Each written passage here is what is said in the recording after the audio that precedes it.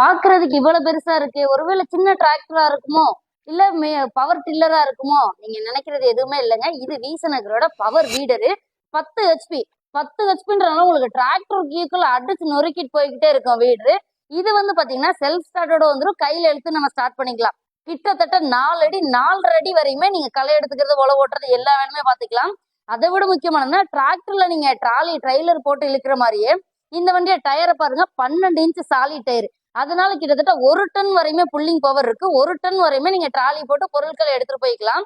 இது அதனாலதான் இது மல்டி பர்பஸ் சொல்லுவோம். நீங்க களை எடுக்கிறதுனா களையை எடுத்துக்கலாம், உழவு ஓட்டிக்கலாம், புழுதி ஓட்டிக்கலாம், மண் அணைச்சுக்கலாம்.